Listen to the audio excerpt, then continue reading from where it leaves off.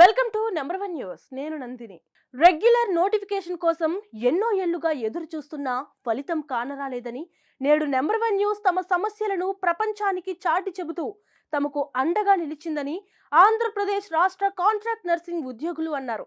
ఆదివారం number one news ఆధ్వర్యంలో విజయవాడ కోగంటి సత్యం కాంపౌండ్లో జరిగిన కాంట్రాక్ట్ నర్సింగ్ ఉద్యోగుల ఆత్మీయ సమావేశంలో రాష్ట్ర వ్యాప్తంగా దాదాపు 2000 మంది నర్సింగ్ ఉద్యోగులు పాల్గొన్నారు. కరోనా సమయంలో విధి నిర్వహణలో ప్రాణాలు కోల్పోయిన నర్సింగ్ ఉద్యోగుల నివాళులతో సభ ప్రారంభమైంది. గడిచిన 15 సంవత్సరాలుగా తాము వెళ్ళని ఆఫీస్ లేదని, అడగని అధికారి నాయకులు లేరని, ఇక మా బ్రతుకు ఇంతే అని ఆశలొదులుకున్న సమయంలో మంచాల సాయి సుధాకర్ నాయుడు సారథ్యంలోని నెంబర్ వన్ న్యూస్ కొండంత భరోసాని, ధైర్యాన్ని ఇచ్చిందని వారు ఆనందం వ్యక్తం చేశారు. గడిచిన 3 నెలలుగా నెంబర్ వన్ న్యూస్ తమ సమస్యలపై పోరాడుతుందని వారు కృతజ్ఞతలు తెలిపారు. తమకు రెగ్యులర్ అవుతుందన్న నమ్మకం ఈ సమావేశంలో వచ్చిందని వారు అన్నారు. ఈ సమావేశంలో పాల్గొన్న ఐపీఎస్ అధికారి సునీల్ కుమార్, ప్రముఖ పారిశ్రామికవేత్త కోగంటి సత్యం, నూజువీడు టీడీపీ నాయకుడు వేణుగోపాల్, అడ్వకేట్ రజనీలు మాట్లాడుతూ తాము నర్సింగ్ ఉద్యోగుల సమస్య పరిష్కారానికి కృషి చేస్తామని, వారికి అండగా ఉంటామని హామీ ఇచ్చారు. తక్షణమే ప్రభుత్వం వారిని రెగ్యులర్ చేయాలని, లేకుంటే ఉద్యమ బాట పడతామని హెచ్చరించారు. నంబర్ వన్ మీడియా సంస్థల అధినేత ఎంఎస్ఆర్ మాట్లాడుతూ 100 రోజులు ప్రభుత్వానికి సమయం ఇస్తున్నామని, ఈలోపు కాంట్రాక్ట్ నర్సింగ్ ఉద్యోగుల సమస్యను ప్రభుత్వం పరిష్కరించాలని, లేని పక్షంలో కాంట్రాక్ట్ నర్సింగ్ ఉద్యోగులు రోడ్డెక్కుతారని హెచ్చరించారు. సమావేశంలో పాల్గొన్న వారందరికీ భోజన సౌకర్యం ఏర్పాటు చేయడం పట్ల కాంట్రాక్ట్ నర్సింగ్ ఉద్యోగులు తమ సంతోషాన్ని వెల్లిబుచ్చారు. నెంబర్ వన్ మీడియా సంస్థల అధినేత ఎంఎస్ఆర్ కు ఎల్లప్పుడూ కృతజ్ఞతలుగా ఉంటామని కాంట్రాక్ట్ నర్సింగ్ ఉద్యోగులు తెలిపారు. కార్యక్రమం ప్రారంభ సమయంలో సభాస్థలికి విచ్చేసిన నెంబర్ వన్ మీడియా సంస్థల అధినేత మంచాల సాయి సుధాకర్ నాయుడుకు కాంట్రాక్ట్ నర్సింగ్ ఉద్యోగులు ఘన స్వాగతం పలికారు. ప్రధాన ద్వారం నుంచి వేదిక వరకు పూలు జల్లుతూ ఆయనకు ఘన స్వాగతం పలికారు. 2 సమావేశాలు మీరు పెట్టారో, మీలో ఉన్నటువంటి ఈ న్యాయబద్ధమైన కోరిక, మీలో ఉన్నటువంటి ఈ ధర్మాగ్రహం అనేది ఖచ్చితంగా ప్రభుత్వానికి తెలుస్తుంది. ప్రభుత్వాలు ఏవి కూడా ఒక పెద్ద సమూహాన్ని దూరం చేసుకోవాలని చెప్పి ఏ ప్రభుత్వం కూడా అనుకోదు. అలాంటి ఆలోచనలు ఏమైనా ఉంటే మానేయండి. మనం ప్రభుత్వానికి మన సత్తా చెప్పడంలో విఫలమవుతామేమో, కానీ ఒకసారి మనం బలం ఏంటో చూపించిన తర్వాత ప్రభుత్వాలు వాటిని నిర్లక్ష్యం చెయ్యవు. ఎందుకంటే అందరికీ మళ్ళీ అధికారం కావాలనే ఉంటుంది. అధికారంలో లేని వాళ్ళకి అధికారంలోకి రావాలనే ఉంటుంది. కనుక మీ ప్రయత్నం వృధా పోదు. మీరందరూ సంతోషంగా ఉండండి. ఖచ్చితంగా మీరందరూ కూడా పర్మనెంట్ అయ్యే రోజు దగ్గరలో ఉంది. ఖచ్చితంగా జరుగుతుంది. ఇందులో ఎలాంటి అనుమానం కూడా లేదు. ఈ నెగిటివ్ థాట్స్ అన్నీ కూడా వదిలేయండి. నెక్స్ట్ ఏం చేయాలి, నేనేం చేయాలి అనేదే మనం ఆలోచన చేసుకోవాలి.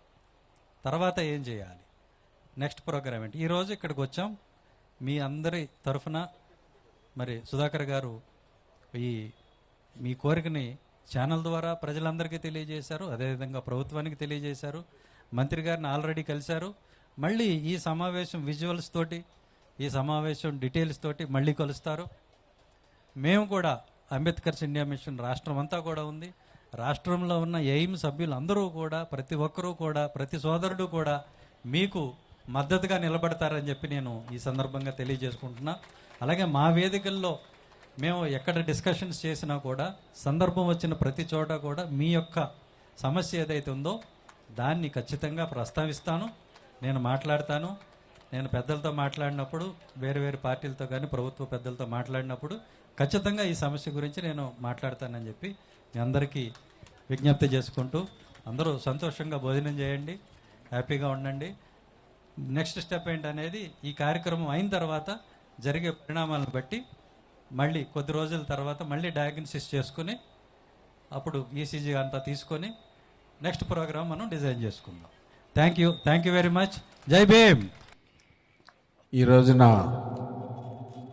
నెంబర్ వన్ ఛానల్ ఎంఎస్ఆర్ గారు మా బావగారు అయినటువంటి, ఎందుకంటే అందరినీ కూడా బావగారు అని పిలుస్తాను, ఎందుకంటే బాగు కోరతారు బావగారు అంటే, అందుకని చెప్పేసి బావగారు అని చెప్పేసి పిలవటం అలవాటు.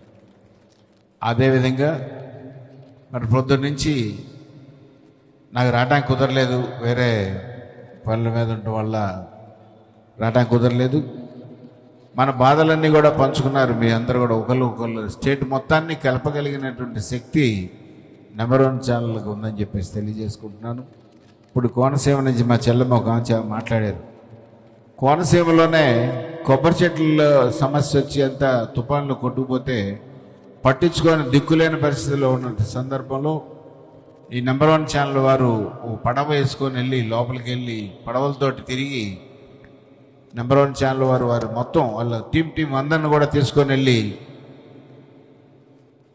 ఇలా మీడియా ద్వారా అందరికీ రాష్ట్ర ప్రభుత్వానికి తెలియపరిస్తే వెంటనే పవన్ కళ్యాణ్ గారు యాక్షన్ తీసుకుని 22 కోట్లు శాంక్షన్ చేసి చేయగలిగారంటే నెంబర్ 1 ఛానల్ వల్లే ఆ సహాయం జరిగింది. కాబట్టే లాస్ట్ టైం కూడా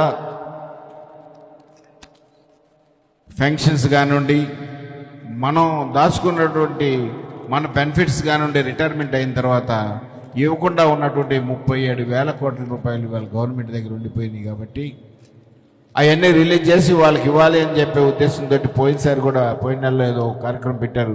అది కూడా భారీ ఎత్తులో చేశారు.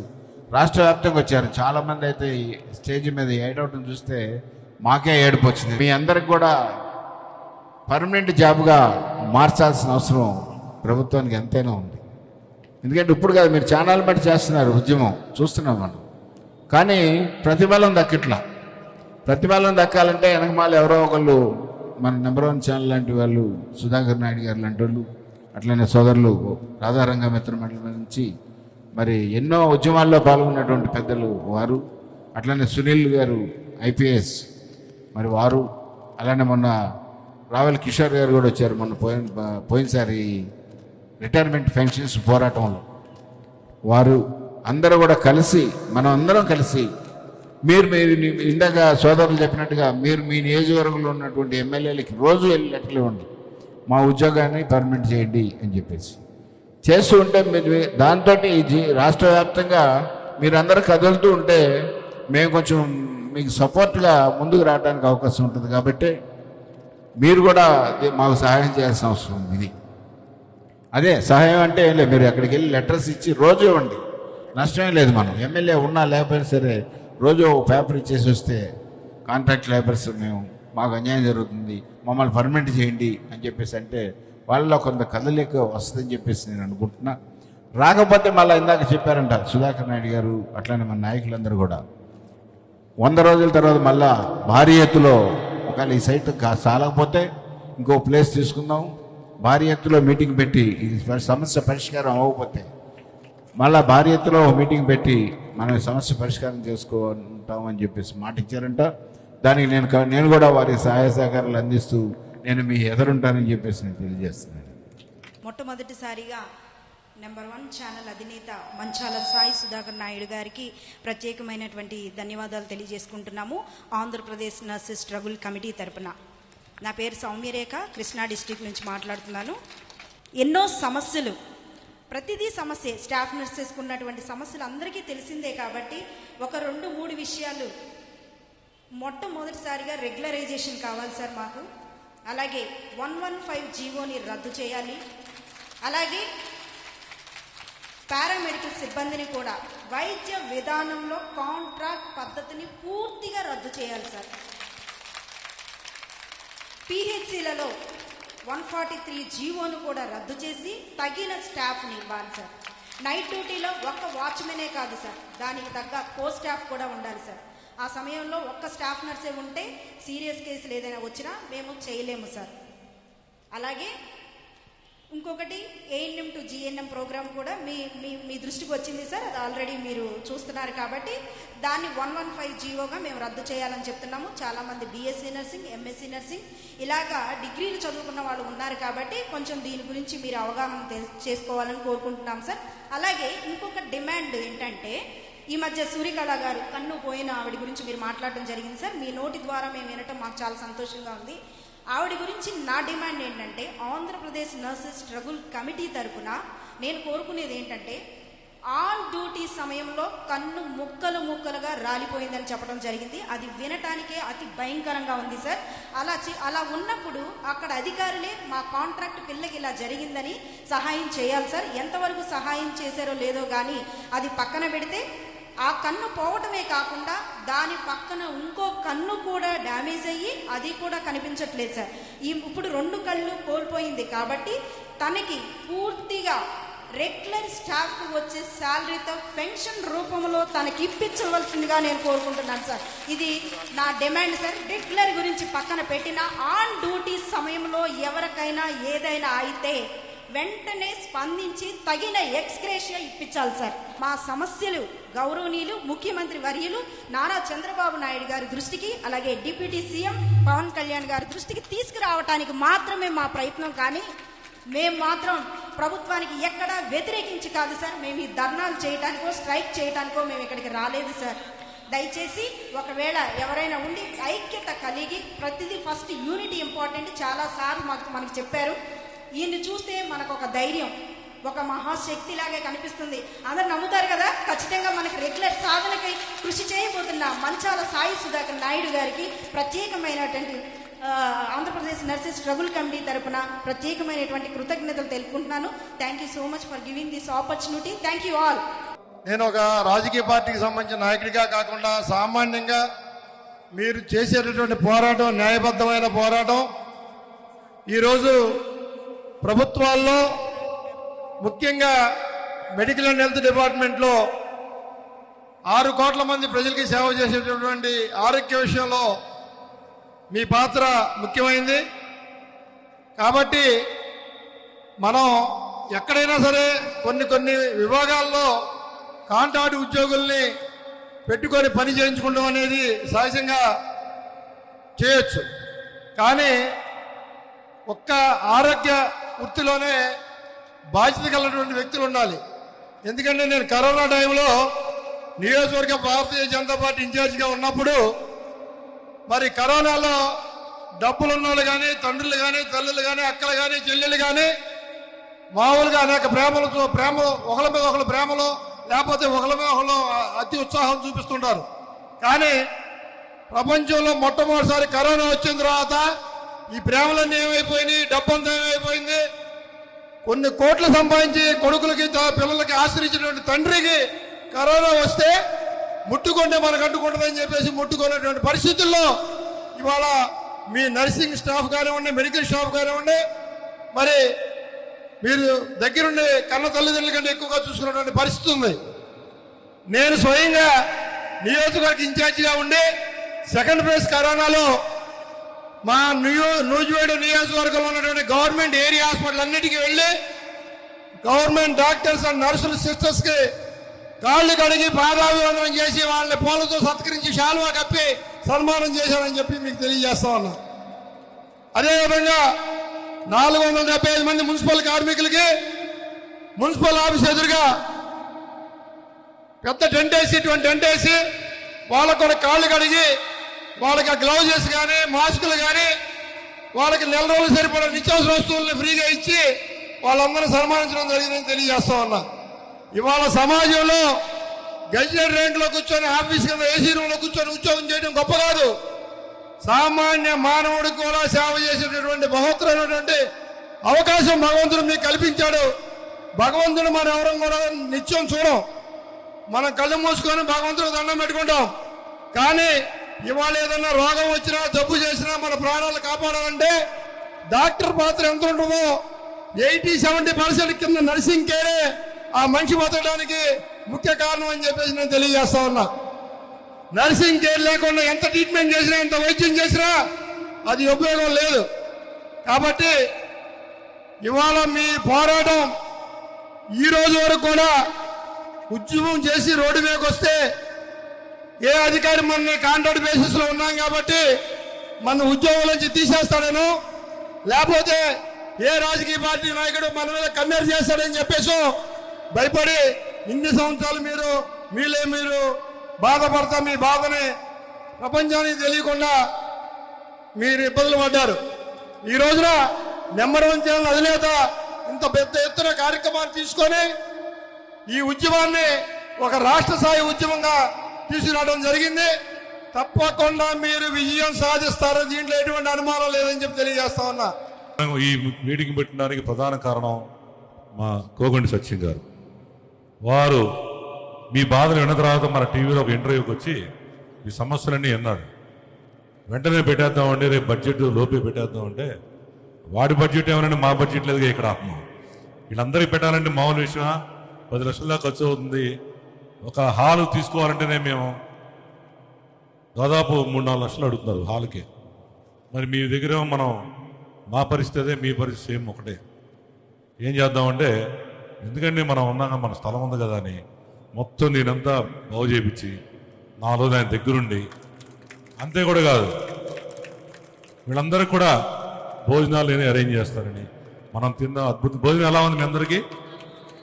ఆయన ఎక్కడ ఒప్పుడు రాజీ పట్టు నిన్న వాటిని ముందు తీసుకొచ్చి టెస్ట్ కూడా చేశాడండి, ఎలా ఉన్నాయి, స్వీట్ ఎలా ఉంది, ఆట ఎలా ఉందని మా వాళ్ళు చెప్తున్నారు. అంటే ప్రతి విషయంలో ఆయన నిస్వార్థంగా సర్వీస్ అలా చేస్తుంటారు. మరి మీ అందరి కోసం మాకు వెనుదన్నుగా ఉండి ఈ మీటింగ్ పెట్టడానికి ప్రధాన కారణం సూత్రధారి మా కోగంటి సత్యం గారు. ఆయన పార్టీలతో సంబంధం లేదు, ముఖ్యమంత్రి దగ్గర నుంచి ఇక్కడ ఎమ్మెల్యే వరకు ఆయన ఎవరైనా తలుచుకుంటే గెలిపిస్తాడు, కావాలని ఓడించే శక్తి అంది విజయవాడ ఆయనకి. ఇప్పుడు కొంతమంది వచ్చారు పోలీసు వారు, ఏమండి మన దీని పెద్ద మీటింగ్ పెడుతున్నారు కదా పర్మిషన్ తీసుకోవాలని. మీటింగ్ ఎక్కడే పెట్టేది కోగంటి సత్యం గారి కాంపౌండ్లో అన్నారు. అయితే అవసరం లేదని వెళ్ళిపోయారు వాళ్ళకి. ఎందుకంటే మీరు మంచి పని చేస్తారు, మీటింగ్ కాంపౌండ్ అయింది, మన మీటింగ్ పెట్టి నెంబర్ 1 ఛానల్ వచ్చేది మన అరుసులు రాష్ట్ర వ్యాప్తంగా. మనకు అవసరం ఆ పర్మిషను ఉంటుందా? మనం మంచి కార్యక్రమం చేస్తున్నాం కాబట్టి మనం దన్నాలు రోడ్డు రొక్కులు అది లాస్ట్ అంశం అది కూడా ఉంది, తప్పకపోతే భారీ ఎత్తున ఉంటుంది. అది అప్పుడు ఈ పోలీసులు మనకి వస్తారు, మనకి పాపం వీళ్ళు ఊరికే కూర్చొని లాడీలు పట్టుకుని కాసేపు కూర్చుంటారు.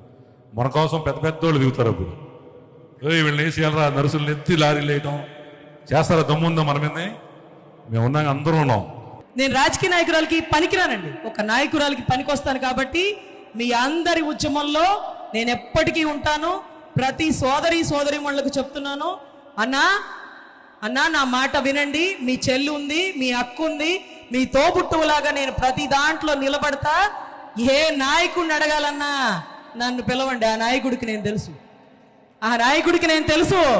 రజనీ గారు వచ్చారా? ఏంటంటే ఆ బాధ నా బాధ నువ్వే కూడా తీరుస్తావు, నా బాధ పరమాత్ముడు తీర్చాలా?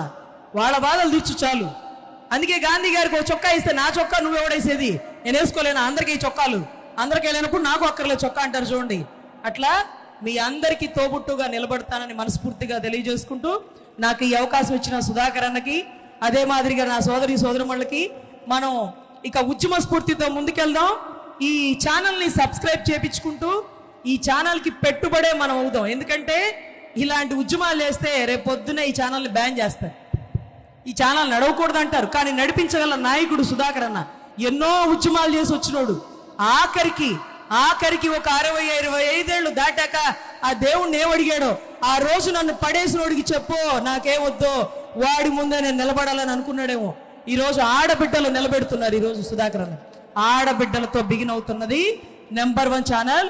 మహిళలు అన్నిట్లో ముందుంటాం కాబట్టి ఈ ఛానల్ని ముందుంచే దాంట్లో కూడా మన పాత్ర ఉంటుందని భావిస్తూ, మీరు ఎక్కడ భయపడద్దన్నా మీ వెనకాల మేము ఉంటాం, మా ముందు మీరుండండి. మన పట్ల ధర్మం ఉంటుంది, ఆ ధర్మమే మనందరినీ కలుపుతుంది, మనందరినీ నడిపిస్తుంది. ధన్యవాదాలు నాకు ఈ అవకాశం ఇచ్చినది. కారులోనే పోతారు, కారులోనే వస్తారు. మనం కష్టకాలంలో కరోనాలో ఇంతమంది చనిపోయారని చూస్తే ఎంత సంతోషంగా, అరే డబ్బున్నోడు ఎంతమంది చనిపోయారు మీరు చూసినారుగా. వాళ్ళకి ట్రీట్మెంట్లు ఇచ్చిన మీరు బాగానే ఉన్నారు, ట్రీట్మెంట్కి వచ్చిన వాళ్ళు పోయారు. భగవంతుడు మనకి ధనం ఇవ్వకపోవచ్చు, ఆరోగ్యం ఇచ్చాడు. ఆరోగ్యమే మహాభాగ్యం. పెద్ద పొలిటికల్ లీడర్లు, సింగర్లు, డైరెక్టర్లు, యాక్టర్లు మొత్తం వెళ్ళిపోయారు సంచికి సర్దుకొని. కానీ నిత్యం కరోనా వాళ్ళకి ఇంజక్షన్లు చేసి కడుక్కోవడానికి డెటాల్ కూడా లేక పెట్టుకోవడానికి మాస్కు లేని నర్సులు సైతం బతికున్నారంటే భగవంతుడు మీతో ఉన్నాడు, మీ ఒంట్లో ఉన్నాడు. మీరే ప్రాణం పోస్తుంది, డాక్టర్లు కాదు. ఆ టాబ్లెట్ ఇచ్చేసేయండి, ఆ ఇంజక్షన్ చేసేయండి, సారీ ఓకే డెటాల్తో క్లీన్ చేసుకుంటూ వెళ్ళిపోతారు. ఆ ఇంజక్షన్, ఆ టాబ్లెట్, వాళ్ళు వాష్రూమ్కి వెళ్తే అవన్నీ కడిగి తుడిసి ఎత్తేదే దేవుడు. అందుకే మదర్ తెరిసా తల్లి కాకపోయినా అందరికీ తల్లి అయింది. ఆ తల్లి వారసులు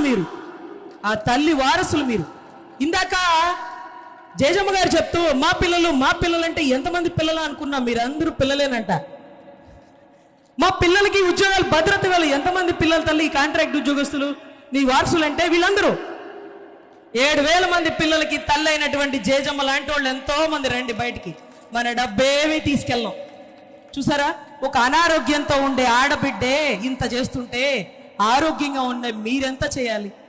ఎందుకు ఈ పదవులు? ఇవాళ నుండి రేపు పోతాం. మాట్లాడుతూ కుప్పగూలి పడిపోయిన వాళ్ళని మీరు చూడలే? షటిల్ ఆడుతూ పడిపోయిన వాళ్ళని మీరు చూడలే?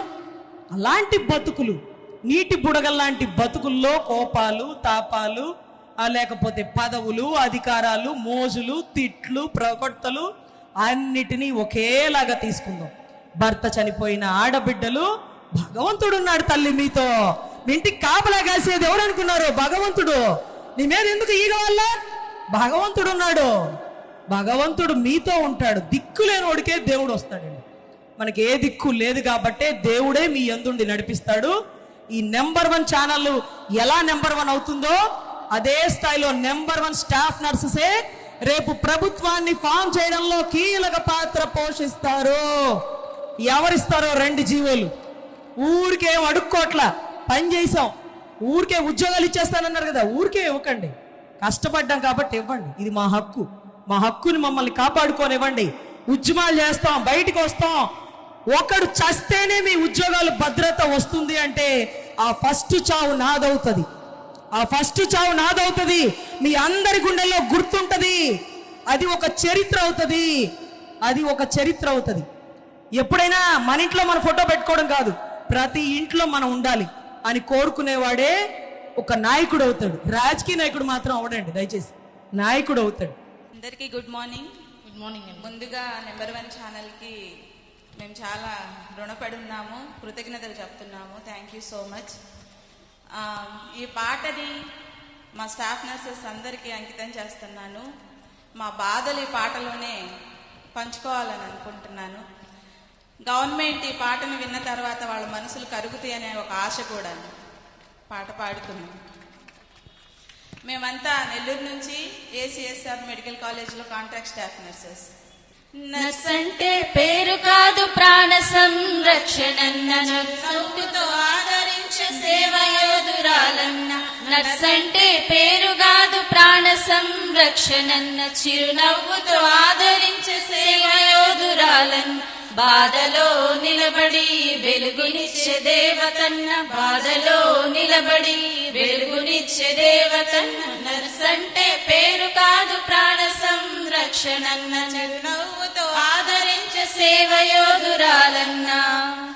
కరోనా కష్టకాలం రాక్షసుల వచ్చిన, లాక్డౌన్ అంటూ అన్ని బంద్ అయినా. కరోనా కష్టకాలం రాకాశిల వచ్చిన, లాక్డౌన్ అంటూ అన్ని బంద్ అయినా. బంధువులు వదిలేసిన సేవ చేసింది నర్సేనయ్యో. ఓ చంద్రన్న ఒకసారి ఆలోచించు, ఓ చంద్రన్న ఒకసారి మనసున ఉంచు. ఇటువంటి ప్రత్యేక కథనాల కోసం చూస్తూనే ఉండండి నెంబర్ 1 న్యూస్. సామాన్యుడి చేతిలో సామాజిక అస్త్రం.